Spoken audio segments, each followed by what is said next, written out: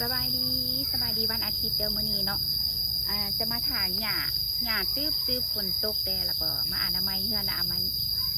ามัยซานเนาะต้นกล้วยใบหญ้าหกหลาย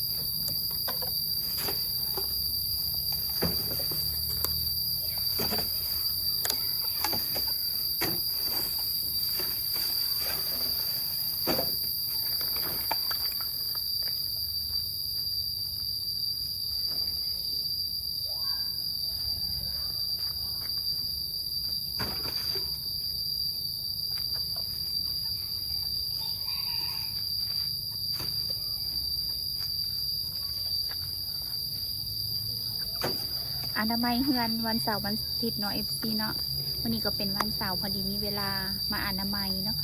อนามัยเพราะว่าช่วงนี้อยู่แล้วยุ่งหลายเนาะก็ได้อนามัยเนาะอนามัยเฮือนซานปัดกวาดเนาะพอยุ่งเฮ็ดให้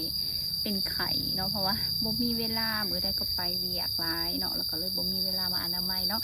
เป็นกำลังใจให้เด้อ FC ฟังไทยฟังลาวฟังอเมริกาเนาะขอบอกขอบใจ FC ที่เขามาคอมเมนต์แล้วก็ติดตามเนาะเป็นอะไรก็ที่ส้มกันได้เนาะเพราะว่า